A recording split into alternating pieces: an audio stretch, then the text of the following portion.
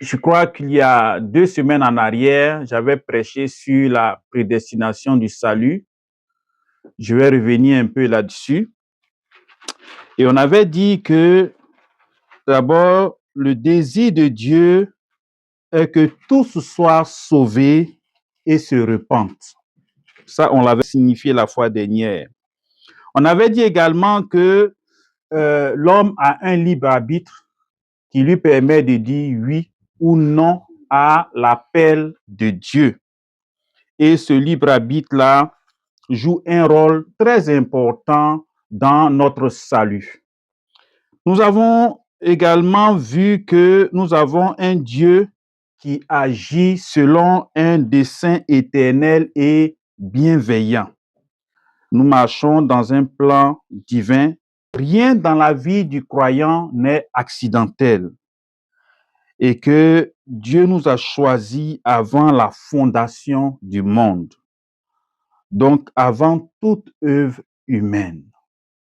Et à ce sujet, nous avons dit que Dieu, quand il nous a choisis avant la création du monde, c'est après qu'il a créé la terre et en fonction de ce il avait déjà planifié pour nous comme création de Dieu, il nous a déposés sur terre. Et cette terre-là, il nous a placés dans un jardin qu'on appelle jardin d'Éden. Donc Dieu a tout mis en fonction de ce qu'il avait déjà choisi. Et on s'est basé sur le texte de Romains 8, 28 à 30. Je fais la lecture. Nous savons du reste que toute chose concourt au bien de ceux qui aiment Dieu, de ceux qui sont appelés selon son dessein. Car ceux qu'il a connus d'avance, il les a aussi prédestinés à être semblables à l'image de son Fils, afin que son Fils fût le premier-né entre plusieurs frères. Et ceux qu'il a prédestinés, il les a aussi appelés. Et ceux qu'il a appelés, il les a aussi justifiés. Et ceux qu'il a justifiés, il les a aussi glorifiés. Nous voyons ici que Dieu nous a choisis avant la fondation du monde pour un plan merveilleux, pour rentrer dans sa gloire. Et le fait de savoir que nous avons été choisis par amour et que Dieu nous a choisis, déjà ça doit nous réjouir de savoir que nous avons été voulus, désirés par Dieu et que Dieu nous aime. Et c'est un élément très important. Nous avons également parlé du salut qui met en relief la grâce souveraine de Dieu, tout en n'affirmant pas que l'homme doit rester comme ça sans rien faire. Il y a la souveraineté de Dieu, mais il y a aussi notre responsabilité dans le choix de choisir Dieu comme notre Dieu, de le choisir comme notre Seigneur, comme notre Père. Nous ne sommes pas des robots que Dieu a créés. Nous sommes des êtres humains qui avons été créés à son image. Nous sommes basés aussi sur le livre d'Éphésiens 1, 5 là. Mais ce que j'aimerais dire ici, c'est que cette prédestination au salut nous conduit à l'adoption. Nous devenons co-héritiers de Christ. Le salut ne se limite pas seulement au pardon du péché, mais cela nous rend enfants de Dieu, co-héritiers de Christ. Et ça, c'est un élément très, très, très important. Nous rentrons ainsi dans la famille de Dieu. Nous avons notre Père qui est Dieu, notre frère qui est Dieu, et nous nous trouvons dans notre frère en Jésus, donc nous nous identifions en lui. Nous avons notre ADN qui est divin. Et nous devons dire que nous marchons sur terre, mais nous avons notre Père qui est dans les cieux, qui veille jalousement, précieusement sur chacun de nous. Donc, c'est ce qu'on a dit sur la prédestination. On a dit aussi que ça passait par la croix, par le sang de Christ. Donc, la prédestination ici, quand Dieu nous a choisis d'avance, avant la fondation du monde, il a créé la terre après. Il voulait qu'on l'aime de façon volontaire. Il ne voulait pas nous obliger à l'aimer. Il veut que ça vienne de nous. Donc, il a placé en nous sa volonté. mais il savait qu'on allait le trahir. Donc déjà, bien avant la création du monde, il avait planifié la venue de Christ sur la terre. Il avait planifié le passage de Christ à la croix. Vous voyez cet amour que Dieu a pour nous, de respecter notre volonté et de mettre tout en œuvre pour que le salut ne nous échappe pas. Et il a envoyé son Fils mourir sur la croix pour que nous soyons sauvés. Donc, ici, nous voyons que Dieu veut vraiment que tout le monde soit sauvé. En nous donnant notre volonté, sachant qu'on va désobéir, mais il trouve des solutions. Je peux même dire la solution ultime, son Fils unique à la croix pour que nous soyons sauvés. Nous ne devons pas négliger ça. Nous avons vu également qu'un chrétien ne pouvait pas perdre involontairement le salut, mais il pouvait y renoncer de façon volontaire en décidant d'abandonner la foi, en décidant de se détacher de Christ, en décidant d'utiliser notre volonté pour lui dire non et choisir notre propre voie. Parce que Dieu ne nous oblige pas à être avec lui. Il nous invite à être avec lui, il nous encourage à être avec lui. Il a le pouvoir de nous imposer cela, mais son amour pour nous ne lui permet pas de nous imposer cela. Il nous aime tant, il nous aime tellement que il veut que notre amour à son égard soit aussi volontaire. Il ne veut pas nous imposer quoi que ce soit. Et c'est ce que nous avons dit sur la prédestination du salut. Nous allons prendre notre texte du jour dans Colossiens 2, 4 à 8. Et je vais demander à quelqu'un de lire à voix haute, s'il vous plaît. Je dis cela afin que personne ne vous trompe par des discours séduisants, car si je suis absente de corps, je suis avec vous en esprit. Voyons avec joie le bon ordre qui règne parmi vous et la fermeté de votre foi en Christ. Ainsi donc, comme vous avez reçu le Seigneur Jésus-Christ, marchez en lui, étant enracinés et fondés en lui et affermis par la foi, d'après les instructions qui vous ont été données et abondez en actions de grâce. Prenez garde que personne ne fasse de vous sa proie par la philosophie et par une vaine tromperie, s'appuyant sur la tradition des hommes, sur les rudiments du monde et non sur Christ. Amen. Amen. La Bible est claire, elle nous avertit sur la tromperie. La tromperie spirituelle existe et elle est réelle. Il y a des gens qui vont venir nous tromper en nous enseignant autre chose que ce qui est écrit dans la parole de Dieu. Il y a des hommes qui vont se faire passer pour Christ. Il y a des gens qui vont vouloir se mettre entre Christ et nous pour servir d'intermédiaire, qui vont vouloir être des porte-paroles pour prier pour nous, pour parler pour nous à Christ. Non, on a accès directement à Christ. Et nous voyons ici l'apôtre Paul qui s'adresse à nous. Et là, il s'adresse aux chrétiens. L'apôtre Paul s'adresse aux chrétiens. Et quand il dit que personne ne vous trompe, il parle aux chrétiens. Que personne ne vous trompe. Le salut, notre salut n'est pas négociable. On peut vous tromper sur tout. On peut vous blaguer sur votre argent. On peut vous tromper sur vos biens. Dans les relations, ton mari peut te tromper. Ta femme peut te tromper. Tes parents peuvent te renier. Même dans les affaires, on peut te tromper. Mais on ne doit pas te tromper sur ton salut. Le salut est précieux. Et le titre du message ce matin, c'est que personne ne vous trompe. Et quand je le dis, c'est en rapport avec le salut. Le salut n'est pas négociable. Le salut est trop précieux pour que nous laissions la confusion s'installer dans notre cœur. Personne ici ne connaît le jour de son départ.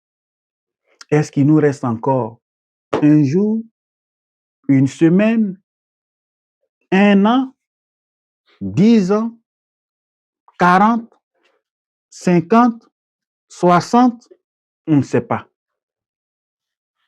On ne connaît pas le temps que Dieu nous a réservé à passer sur terre. Donc, on doit savoir qu'on est de passage. Donc, on ne doit pas laisser les gens nous tromper. Le salut est trop précieux pour que nous laissions la confusion s'installer dans nos pensées. Et la tromperie est possible même pour les croyants. Même pour les croyants. C'est pour ça, Paul nous met en garde, il nous avertit. Au verset 4, il dit, « Je dis cela afin que personne ne vous trompe par des discours séduisants. » Il existe des discours séduisants. Des discours qui vont nous faire croire que on n'a pas besoin de faire quelque chose pour être sauvé. Qu'on est déjà sauvé. Que comme on est déjà sauvé, on n'a plus rien à faire. On peut vivre notre vie n'importe comment. On peut mal se comporter. On n'est même pas obligé de demander pardon à Dieu. On n'est même pas obligé de rechercher la sainteté parce que le sang de Jésus est tellement précieux que, et comme il a touché la terre est devenue tellement pure que tous ceux qui sont sur la terre, là, ils deviennent purs même s'ils ne veulent pas. Tout simplement pour nous blaguer et puis nous éloigner de la vraie doctrine qui est centrée sur Christ.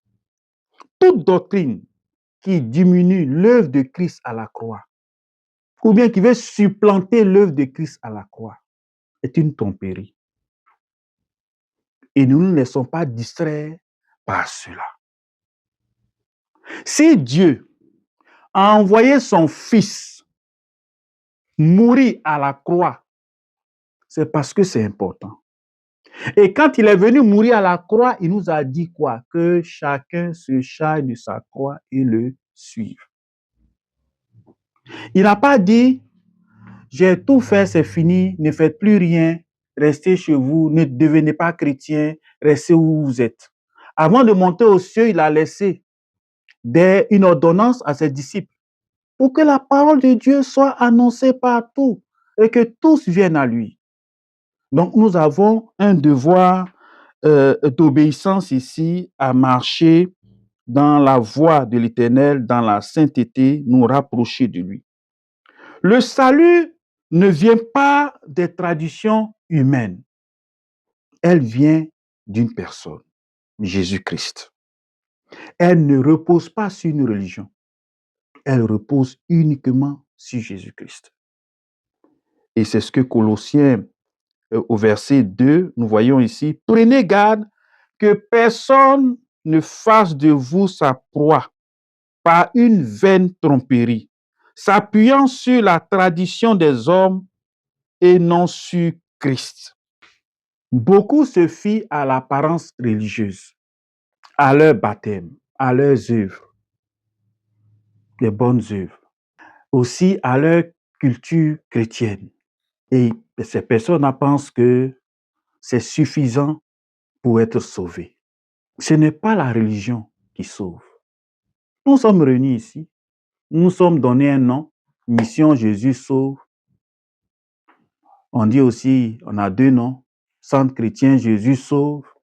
Mais ça ne veut pas dire que nous tous là, parce qu'on est dans cette église-là, on est obligatoirement sauvés. Non. On doit être attaché à Christ. On doit marcher avec lui. On doit croire à ce qu'il a fait sur la croix. On ne doit pas se flatter parce qu'on nous appelle chrétiens, on est sauvés. Ce n'est pas ce nom-là qui nous sauve. Ce n'est pas le nom chrétien qui nous sauve. C'est Jésus qui sauve. Et nous devons être attachés à lui. Donc, aucune tradition, aucune culture ne peut sauver une âme. Seul Jésus-Christ peut nous sauver. Et nous pouvons voir ça dans Acte 4, le verset 12, c'est pas à l'écran. Il n'y a de salut en aucun autre. Autre là. C'est autre que Jésus. Il n'y a de salut en aucun autre, car il n'y a sous le ciel aucun autre nom qui a été donné parmi les hommes par lequel nous devions être sauvés. Et je continue. À part Jésus, nous pouvons être sauvés par le nom de Samson. On est d'accord avec ça?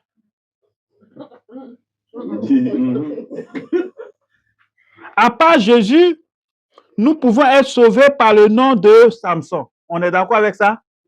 On n'est pas d'accord, hein? Vous voyez, c'est pas parce que je me tiens ici que tout ce que je dis là, c'est la vérité. C'est pas parce que je suis ici, je vais commencer à parler devant vous et tout ce que je vous dis là, c'est la vérité. Non. Vous êtes assis, mais tout ce que je dis doit passer à la loupe de la parole de Dieu pour qu'elle soit vérité. Donc là, vous venez de me contredire. Effectivement, il n'y a aucun verset qui dit que Samson sauve. Mais il y a ce verset qui dit que seul Jésus sauve. Donc partout où nous allons partir et que nous allons voir des personnes faire croire qu'il y a un autre nom, des fois, c'est subtil, hein? Ils ne vont pas le dire directement comme ça, mais ils vont passer par des gestes. Vous allez vous prosterner devant une image, une photo de leur apôtre ou bien de leur prophète, et puis, sans le savoir, tu rends gloire à un homme, à une image. C'est très subtil. Je vous ai dit tout à l'heure ici, quand j'ai dit est-ce que Samson sauve, vous avez dit non. Mais ces personnes ne vont pas venir vous présenter ça comme ça. Ils vont vous conduire tout doucement dedans. Et avant de t'en rendre compte, tu es tellement arrivé loin que c'est difficile de faire marche arrière. Et tu vas continuer de t'engouffrer, de t'enfoncer. Parce que tu as peut-être honte de revenir, peur de revenir, et tu vas rester là-bas. Mais ton salut là, il n'est pas négociable. Parce qu'il s'agit de ta vie éternelle. Et chacun de nous est responsable de sa vie éternelle. Si tu t'aimes, il faut t'accrocher à Dieu. Si tu t'aimes, il faut rechercher ce qui est meilleur pour toi, la vie éternelle. Le vrai salut produit une vraie transformation. Le dimanche passé, l'ancien Yaté a parlé de la transformation, du salut qui donne la transformation, de la vie chrétienne qui doit être transformée par Christ. C'est très important. Et 1 Jean 3, 7 dit ceci, petit enfant, que personne ne vous séduise. Celui qui pratique la justice est juste.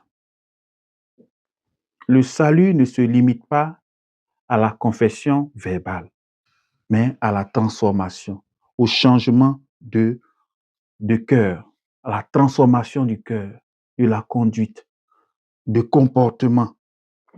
Et la Bible nous avertit dans 1 Corinthiens 6, 9, ne vous y trompez pas, les injustes n'hériteront point le royaume de Dieu. Bien-aimés, il s'agit de notre salut. Et pour notre salut, je me dois de vous dire la vérité. Parce que ça va être lamentable de venir chaque dimanche à l'église, de lire la Bible tout le temps, de prier régulièrement et puis de rater la vie éternelle. Parce que tout simplement, on faisait semblant. Parce que c'était une mode pour nous. Je me dois de vous dire la vérité. La grâce ne justifie pas le péché. Et je répète, la grâce ne justifie pas le péché. Elle nous en libère. Mais elle ne justifie pas le péché. Quand on dit que la grâce ne justifie pas le péché, ça veut dire que tu as péché, mais la grâce, c'est comme si la grâce dit que tu n'as pas péché. Non. La grâce dit, c'est vrai, tu as péché, mais moi, je pardonne et j'efface. Vous comprenez? Mais la grâce ne dit pas, voler là, c'est pas péché. La grâce ne dit pas, mentir là, c'est pas péché. La grâce ne dit pas, commettre l'adultère là, c'est pas péché. La grâce ne dit pas, tuer là, c'est pas péché. Mais la grâce dit, oui, tu as péché. Oui, tu as menti. Oui, tu as volé. Oui, tu as tué. Mais moi, Dieu, je te gracie. Je te pardonne. Et j'efface ce que tu as fait. Est-ce qu'on peut effacer quelque chose qui n'a pas existé? On efface quelque chose qui a existé. Donc, la grâce ne justifie pas le péché. Elle nous en libère. Faisons attention aux faux enseignements qui augmentent dans ces derniers temps. Et 2 Thessaloniciens 2:3 dit ceci, que personne ne vous séduise d'aucune manière. La Bible annonce une multiplication de faux évangiles. Un salut sans repentance. Tu n'as pas besoin de demander pardon. Christ est mort sur la croix. Il n'y a plus rien à faire. Tu n'as même pas besoin de demander pardon pour ce que tu as fait. Tu es déjà sauvé. Tu es déjà sauvé. Le sang précieux de Christ, il nous lave. Tu n'as même pas besoin de demander pardon. Alors, tu fais ce que tu veux. Tu attends le jour va venir, tout simplement. Vous voyez? Ça, c'est tellement beau, intéressant quand tu entends ça. Tu te dis, mais il n'y a plus d'inquiétude, il n'y a plus de challenge. Oui, c'est vrai. De toutes les façons, qui peut vivre sans péché? Nous tous on pêche.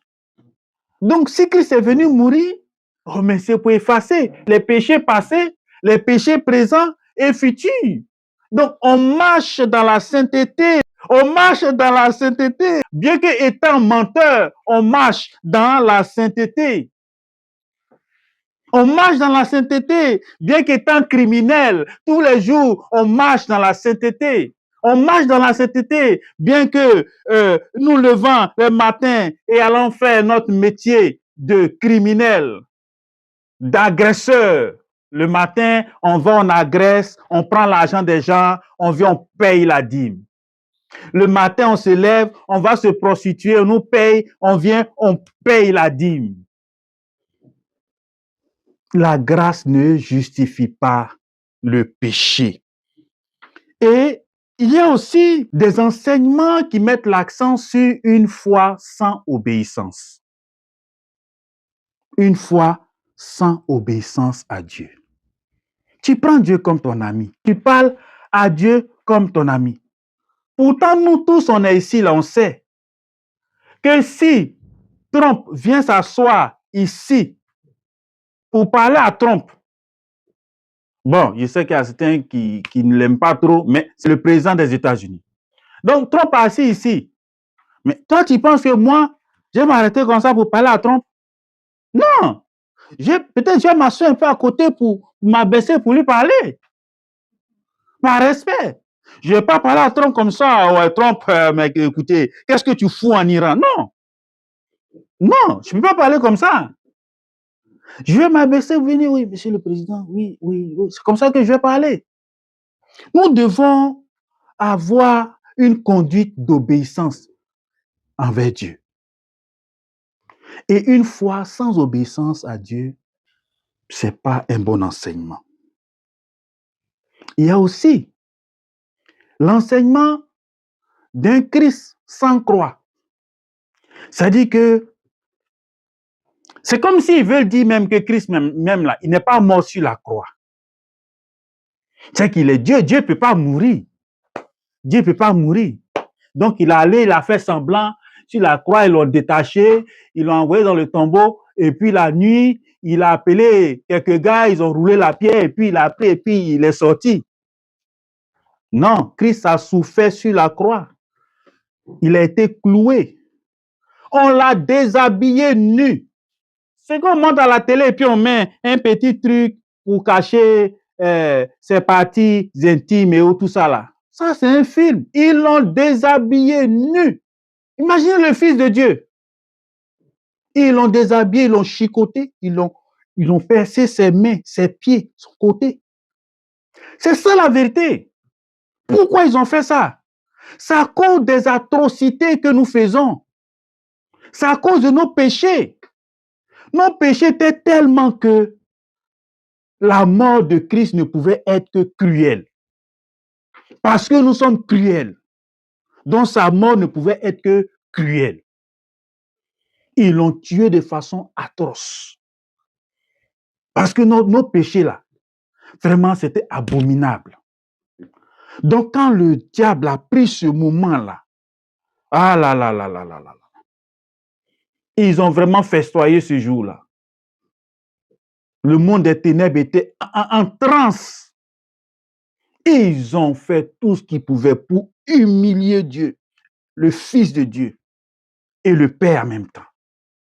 Et le Père regardait tout ça sans rien dire. Jésus aussi vivait tout ça sans rien faire et sans rien dire. Au contraire, il disait, Père, pardonne-leur car ils ne savent pas ce qu'ils font. C'est pour ça que nous avons le salut. Le salut n'est pas venu sur un plateau en or. C'est venu par la croix du Christ. Alors, tout message qui flatte la chair, qui n'est pas centré sur la croix de Christ, sur ce que Christ a payé sur la croix, son sang qui a coulé, est une tromperie. Cela nous conduit directement à la perdition. Tout message qui ne conduit pas à la repentance et à la volonté de vivre une vie de sanctification, de marcher avec Christ, c'est de la tromperie. Ça va nous conduire en dehors du salut. Alors, comment ne pas être trompé sur son salut? Le premier point, c'est que nous devons demeurer attachés à la parole de Dieu. Quand un amoureux écrit une lettre à son amoureuse, tant que le destinataire ne lit pas la lettre, est-ce qu'il peut savoir ce qui est mentionné dans cette lettre d'amour qui pourrait lui faire du bien? Non. Tu dois lire ce que ton père t'a laissé comme lettre d'amour. La Bible est une lettre d'amour écrite par Dieu, rédigée par Dieu pour ses enfants.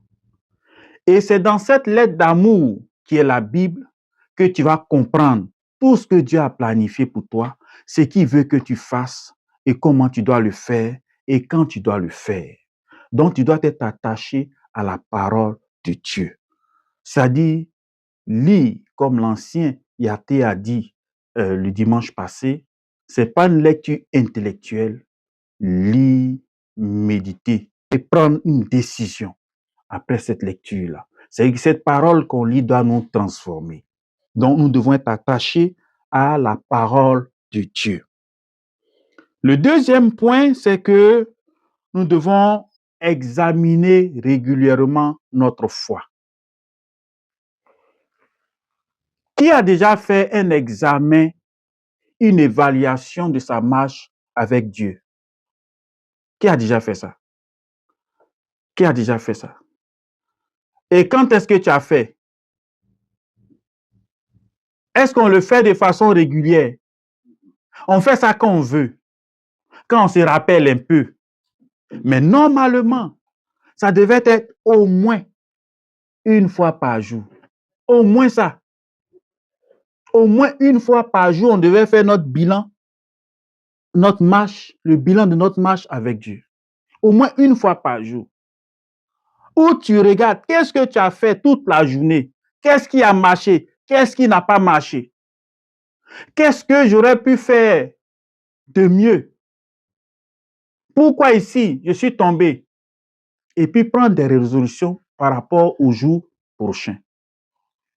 Nous pensons que la vie chrétienne est tellement facile que, bon, il y a des moments où on se laisse aller. Mais on devait faire un bilan régulier. Si c'était un commerce, tu allais faire ton point financier chaque jour pour savoir ce que tu allais déposer à la banque et ce que tu as laissé comme fonds de roulement. Tu n'ouvres pas un commerce et puis tu ne fais pas de points quotidiens. L'argent rentre, ça sort, tu ne sais pas, ça rentre, ça sort, ça rentre. Non, tu vas regarder. Parmi vous là, qui va dans son compte bancaire au moins une fois par jour? Au moins une fois par jour. Une fois par semaine, une fois par jour, partez, vous regardez vos comptes. Est-ce que j'ai assez d'argent pour faire quelque chose? Voyez-vous, vérifiez cela. Mais notre vie chrétienne est plus importante que nos finances. Donc, on doit s'examiner régulièrement. Examiner régulièrement notre foi. C'est très important. Et aussi, le dernier point, c'est entretenir une relation vivante et authentique avec Jésus.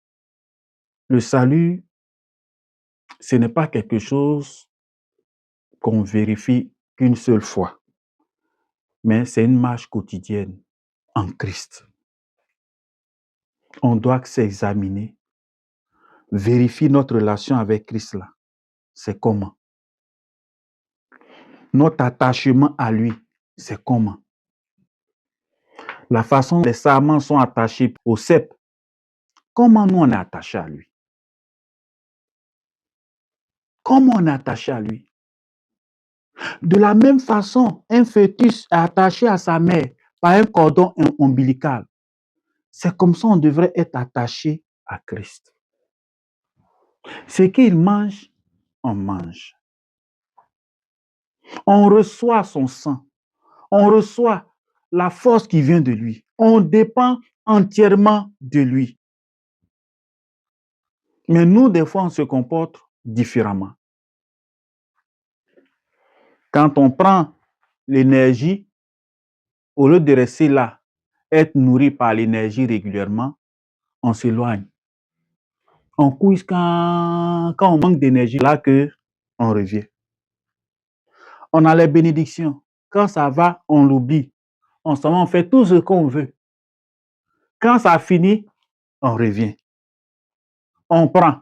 On s'en va faire ce qu'on veut. Quand ça finit, on revient. Non.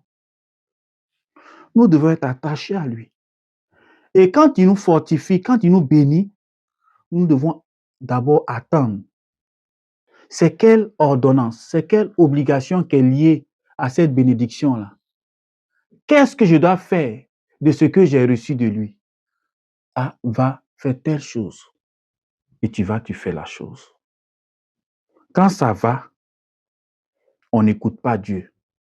Quand ça ne va pas, on se souvient de lui. Nous devons rester attachés à Christ. Le salut est une affaire éternelle. Ce n'est pas une affaire de un jour.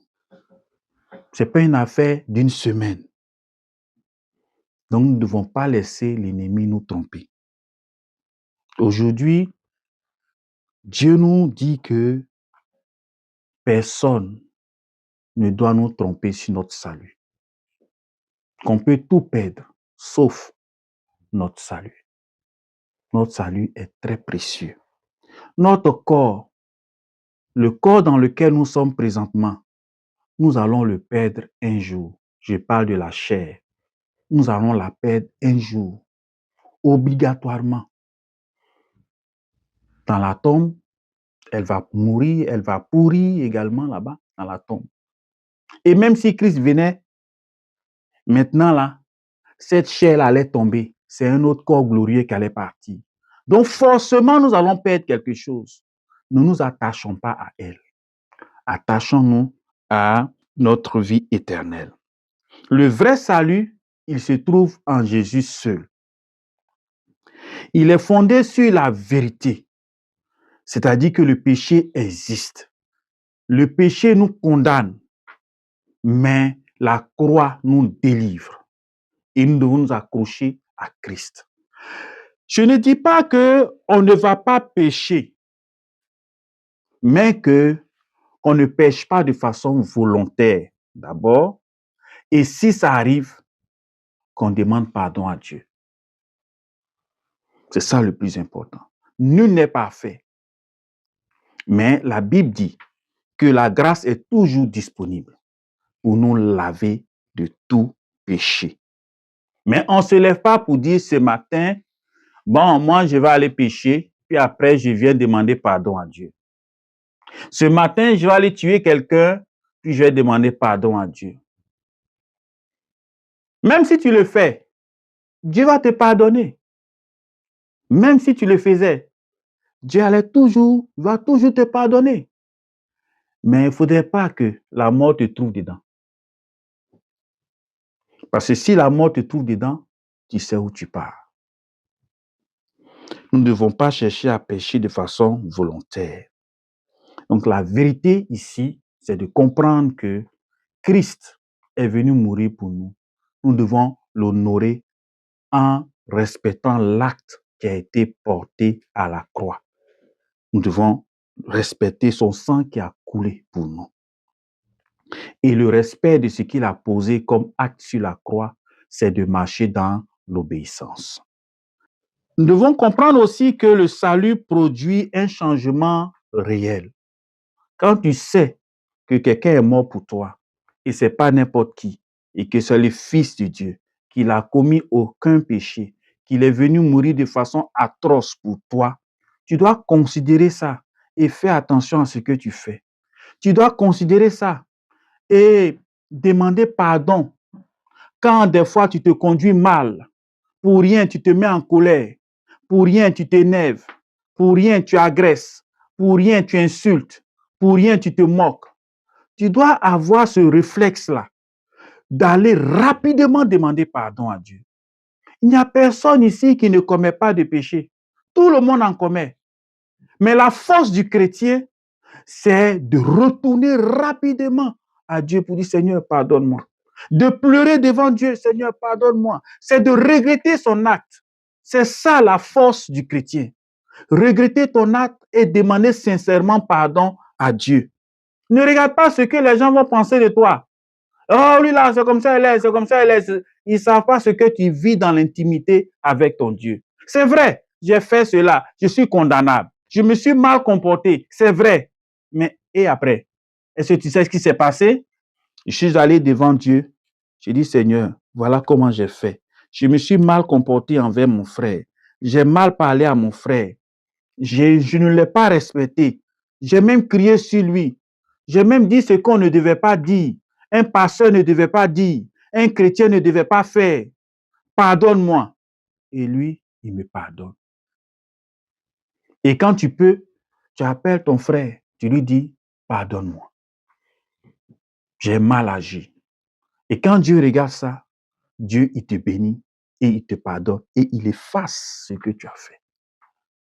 Par rapport à celui qui se justifie, qui pense qu'il a bien fait, qui pense qu'il est correct, que lui ne commet pas de péché, ne demande pas pardon. Le salut ne s'obtient pas sans la repentance. Nous devons comprendre ces choses.